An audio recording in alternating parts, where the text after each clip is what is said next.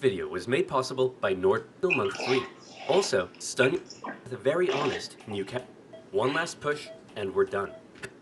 And 4 days ago, my father brought forth upon my mother himself, and gave to her a child, conceived in a shack in Kentucky, and dedicated to the proposition that I would drink num-nums from a bottle and do little poo-poos in my pantses for the next 2 to 3 years. Now what is it babies do again? Oh yeah.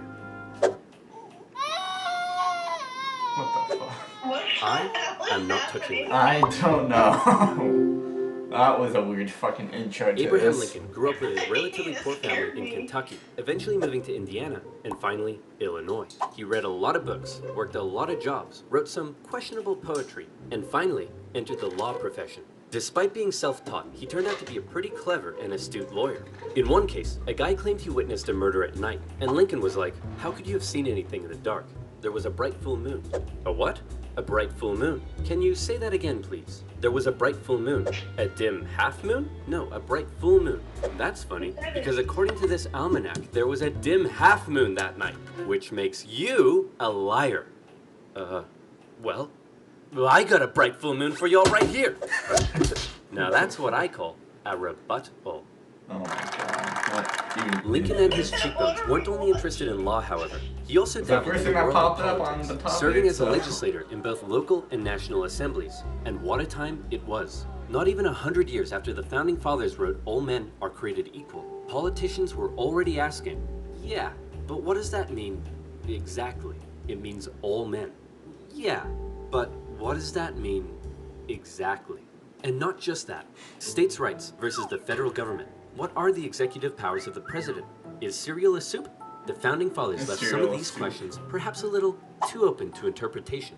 And the biggest question of them all was slavery, an ugly mark on what should have been a revolutionary new nation based on liberty and democracy. Thomas Jefferson had written a condemnation of slavery in the Declaration of Independence, but out of fear of losing Southern states' support, it was removed. Hey guys, do you think leaving this a little vague will create any unforeseen problems in the future? Cannonball! And those unforeseen problems were now beginning to rear their ugly heads. As the nation developed, the North and the South developed along two very different lines, and two very different cultural identities emerged. Northern cities began rapidly industrializing, while the southern climate allowed for large plantations of labor-intensive crops. As a result, one half of the country didn't rely on slaves, while the other half had become economically dependent on them. In 1793, Eli Whitney's cotton gin caused the slave trade in the South to explode. While in the North, a growing abolitionist movement was taking root. A general mistrust began to develop between the North and the South, as Northerners felt the South were hell-bent on expanding slavery, and fear spread throughout the South that the North wanted to take their slaves away. In 1819, there were 11 free states and 11 slave states. A perfect balance. A happy medium. A harmonious relationship. Hey guys, nice to meet you. I'm Missouri, and I would like to become the 23rd state. Hey buddy, welcome to the nation. We'll be happy to accept you as a free state. Oh no, you don't. You're trying to get one over on us. Missouri's gonna be a slave state. Okay, listen, why don't we just ask Missouri what it wants to be, and we slave state. Well, then, allow me to introduce to you the newest, freshest state on the scene. Maine. Hey, you can't do that, and you can't have any more slave states above this line. What? The issue of slavery is solved, and it will never come up again. A few years later, it came up again.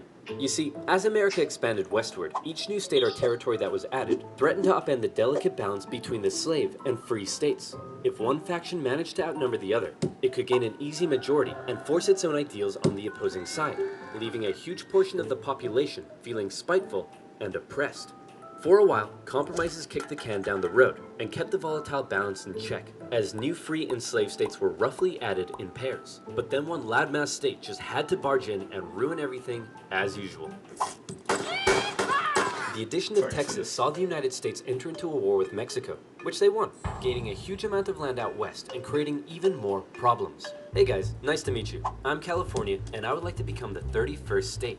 Hey buddy, welcome to the nation. We'll be happy to accept you as a southern slave state. Oh no, you don't. You're trying to get one over on us. California's gonna be a free state. Okay, listen, why don't we just ask California what it wants to be, and we can free state. Well, then, Allow me to introduce to you the territories of New Mexico and Utah, able to freely vote for slavery themselves. Hey, you can't do that! And we can enter Northern Territory anytime we want to recapture escaped slaves. What? The issue of slavery is solved, and it will never come up again. A few years later, it came up again. In 1854, a Democratic senator from Illinois wanted to build a really cool choo-choo train here, and proposed that the territories of Kansas and Nebraska be created open to slavery, even though they were clearly above the Missouri Compromise line. Obviously, the northern states were like, hell no. But the Southern Democrats who controlled Congress at the time were like, well, if you love liberty and democracy so much, then you should let them vote on whether slavery should be legal or not. And so it was. Huge numbers of pro- and anti-slavery settlers rushed to Kansas to sway the vote in their favor. And while they were all there, they began to beat the crap out of each other. One of those settlers was a man named John Brown, a former businessman who failed at just about everything he tried and went arguably insane. He was a radical abolitionist and dedicated much of his life to the Underground Railroad and freeing slaves. One night, in revenge for an earlier raid by pro-slavery forces, he and his sons killed a number of pro-slavery settlers in the territory, helping to kickstart years of violence known as Bleeding Kansas. Kansas and Nebraska both eventually voted in favor of outlawing slavery. But from here, the tension began to grow at a rapid pace. In 1852, author Harriet Beecher Stowe penned Uncle Tom's Cabin, a best-selling novel that exposed the terrible cruelty of slavery to the world. Oh, how awful. How morally corrupt a nation must be to allow such things to happen. Your Majesty, what should we do about all the starving children working in the coal mines? Nothing! In 1854, the Republican Party was formed, and Abraham Lincoln emerged as a leading figure. Southern Democrats viewed the new Republican Party with mistrust, believing it to be radical and abolitionist. In 1856, a politician named Charles Sumner gave a speech in Congress, calling out slave-owning Democrats with fiery language. If slavery was a woman, she'd be an ugly one. And the senator from South Carolina would like to boink her. Representative Brooks, do you have a rebuttal? Oh, I have a rebuttal, all right. Yeah, here's a rebuttal for you. Oh, come on. Surely this isn't allowed. I don't know. I'll have to consult the rulebook. I can't find anything about caning a political opponent, but it says here I'm not allowed to wear a woman's underwear. Uh-oh. News of the violence on the Senate floor took the nation by storm. Southern slave owners sent Representative Brooks new canes to replace his now broken one. And on the floors of Congress, politicians carried weapons in self-defense, which is never a good sign. In 1857, the Supreme Court ruled in the Dred Scott case that all people of African descent, slave or free, could not be citizens, and therefore could not sue for their own freedom under any circumstances, undoing years of progress with the strike of a gavel. Now, within all this bitter debate over slavery, there were many nuances: North versus South, Republican versus Democrat, states versus the federal government. But let's strip all of that away. For 4 million individuals living in America, this wasn't about political intrigue or party alignment. It was about the basic human right to be free. Men, women, and children were stolen from their homelands and brought to the American continent, where for generations they were considered to be property, forced to live in poverty, and work from sunrise to sunset. Plantation overseers did whatever they felt was necessary to get the most out of their slaves. Punishments were often barbaric. Families were regularly separated, and parents could often only watch, as their children were auctioned off, never to be seen again. Thousands of slaves took the treacherous risk of running away, and abolitionists in the North helped many escape via the Underground Railroad, as bounty hunters entered the North to chase them down. Leading figures within the abolitionist movement included many significant free black men and women. But it's important to note that for many of the anti-slavery white individuals in the North, opposition to slavery was often an economic issue, not a moral one, as many worried large plantations would take their lands and livelihoods away.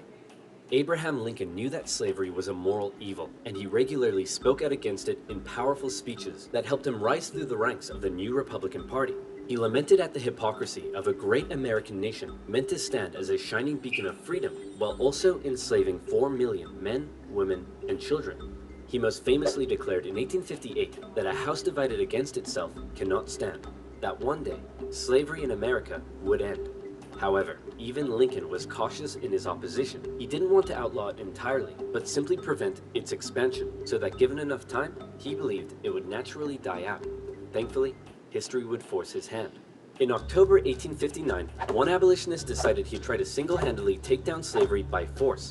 Who would be crazy enough to even attempt such a thing? It's our good friend, John Brown. He planned to seize arms from an armory in the town of Harper's Ferry, free the slaves there, and continue south, inciting a...